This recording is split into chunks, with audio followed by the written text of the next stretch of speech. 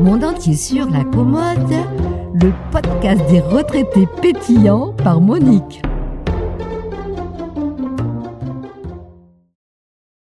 Bonjour les pétillants, ici on pose le dentier, mais jamais la curiosité. Des histoires, des réflexions, un peu d'humour noir et beaucoup de lumière. Vous écoutez Mon dentier sur la commode. Je suis ravie de vous retrouver pour un nouvel épisode qui s'intitule « Dire oui à la vie ». En cette période hivernale, j'ai appris, durant 3 jours consécutifs, le décès de personnes que je connaissais. L'une d'entre elles venait tout juste de prendre sa retraite. Elle se gargarisait de la joie qu'elle allait avoir, celle de savourer le temps, de ne faire enfin que ce qui l'intéressait. Mais malheureusement, 3 jours plus tard, elle décédait d'un arrêt cardiaque. Je me plais à espérer que cette pensée joyeuse occupait encore son esprit lorsqu'elle a fermé les yeux. J'en discutais avec d'autres connaissances et nous commencions à échanger sur le sujet de cette faucheuse qui arrive de façon inattendue quand je me rendis compte qu'un phénomène particulier commençait à se mettre en route. Mais je suis certaine que vous l'avez déjà vécu, vous aussi. Vous savez, c'est celui des répétitions et de l'exagération. Je ne sais pas pourquoi, quand on parle de maladie mortelle et qu'on évoque les tourments d'une personne qui s'est bataillée durant des années avant de décéder, quelqu'un d'autre va subitement réenchérir sur une autre mort plus catastrophique que la première, et ainsi de suite. Et ce groupe de paroles va très vite se transformer en un club. Le club des peureux de la vie, qui prennent conscience de leur fragilité et qui, subitement, se mettent à douter de tout ce qui les entoure. Mais ne doit-on pas vaincre cette peur irrationnelle? Ma grand-mère me disait « La peur n'évite pas le danger », et elle avait raison. La mort fait partie de la vie. Ne mourions-nous pas à nous-mêmes à chaque instant pour revivre plus grandi de nos expériences de vie? Même si un dicton chinois dit l'expérience est un peigne pour les chauves, nous devons nous-mêmes en tenir compte afin de pouvoir avancer en toute tranquillité. Car il y a bien 2 choses que nous ne savons pas et que nous ne saurons jamais, c'est le jour et l'heure de notre naissance et le jour et l'heure de la mort. Alors à quoi bon vivre dans la tourmente de notre fin de vie? Mais il faut dire, c'est vrai que dès que l'on commence à avoir la soixantaine, les publicistes révisent les algorithmes sur nos réseaux sociaux et sans avoir rien demandé, nous nous retrouvons avec des propositions sur notre grand départ, qui n'est pas le grand départ au Club Med, mais bel et bien le grand sommeil, celui dont on ne revient jamais. Ainsi, moi-même, je me suis laissé berner, figurez-vous. Les assureurs qui pariaient sur ma mort, car cela était devenu plus rentable que de miser sur un cheval du PMU, m'ont tellement harcelé que j'ai craqué. Effectivement, me disait-il, pourquoi laisser des tracas à vos enfants quand vous ne serez plus là? Préparez votre grand départ, prenez votre assurance décès. Et je les ai écoutés, et j'ai opté pour l'assurance fin de vie grand luxe. Oh, j'ai coché toutes les options. Ainsi, me suis-je dit, je serai tranquille et aussi. Je vais tout préparer et après, je les inviterai à un repas familial et je leur expliquerai le contenu de mon grand départ. Mais comme je suis comme saint Thomas et que je ne crois que ce que je vois, je voulais me rendre compte de mon vivant, bien sûr, des bienfaits dictés par ces vendeurs de sommeil profond. Ainsi, j'ai commencé à tester le matériel. Je suis allée à l'agence et j'ai choisi mon cercueil. J'ai choisi, attention, le modèle capitonné en velours qui semblait plus douillet et confortable. J'ai même pu le garder 1 semaine à la maison pour dormir à l'intérieur afin de bien ressentir le bienfait de cet achat coûteux, certes, mais très apprécié par ma carcasse. Du reste, à vrai dire, durant ces quelques jours, j'ai fait des rêves fantastiques. C'est vous dire comme il serait bon pour mon repos éternel ce cercueil. Puis enfin, de faire une immersion totale, je suis allée au funérarium. J'ai même assisté à une crémation d'un individu pour voir l'ambiance. C'est là que j'ai réalisé que l'option musique intégrée était vitale.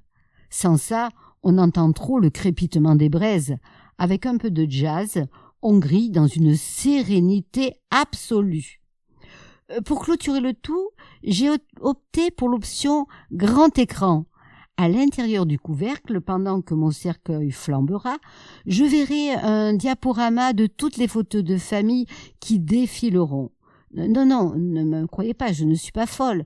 Je sais que je serai morte, mais personne ne sait à quel moment la pensée s'envole à tout jamais. Je pourrai ainsi cramer avec de bons souvenirs et le cœur rempli de joie avant de partir complètement carbonisé. Et ça, c'est un vrai luxe. Et pour l'ambiance sonore, j'ai choisi mon entrée en scène, ou plutôt, excusez-moi, ma sortie. J'ai programmé « Allumer le feu » de Johnny Hallyday, quitte à finir en cendres, autant que ce soit rock'n'roll. Cette expérience m'a fait un bien fou. J'ai commencé subitement à relativiser. La mort devenait une amie avec laquelle je commençais à sympathiser. Bien sûr, chère lectrice et chers lecteurs, ce récit humour noir de la mort est irréaliste, quoique j'ai bien pris une assurance décès et j'ai bien préparé mon enterrement afin que mes enfants n'aient aucun ennui une fois que je ne serai plus là.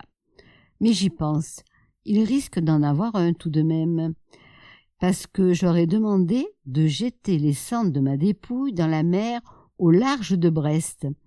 J'espère pour eux qu'ils n'auront pas le mal de mer. Mais si j'ai fait un pas de côté pour parler de la préparation au décès de cette façon, c'est afin de vous amener à vous réviser votre point de vue sur la question de la faucheuse.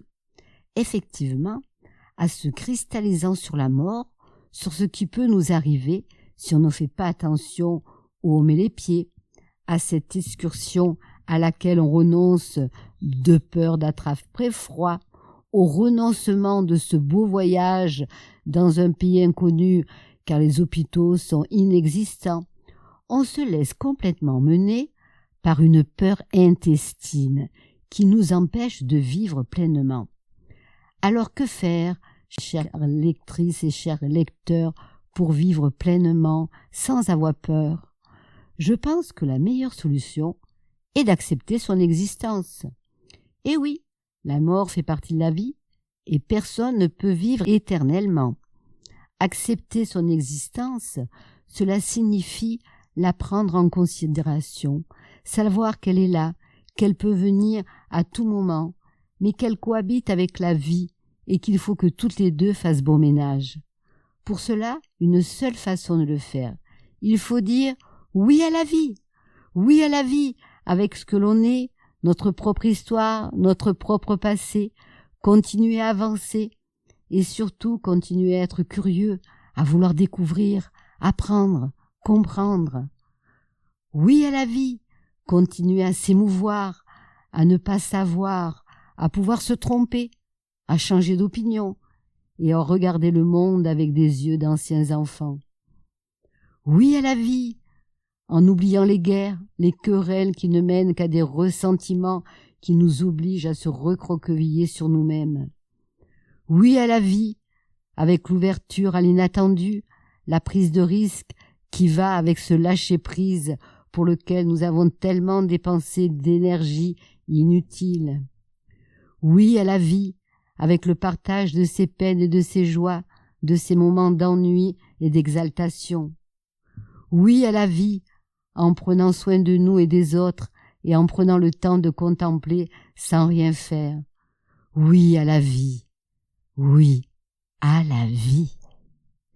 Alors, même si en ces temps très durs, les guerres à nos frontières, le manque de travail, l'augmentation du coût de la vie, l'insécurité qui se déploie dans les moindres quartiers et qui arrive dans nos campagnes, le sentiment d'isolement et d'inutilité, la morosité du quotidien nous envahissent, se dire et se répéter « oui à la vie ». Oui à la vie, car chaque jour nous apporte une joie nouvelle et nous participons, même s'il nous semble ne pas faire grand-chose, au maillage du temps qui n'existerait pas sans notre présence.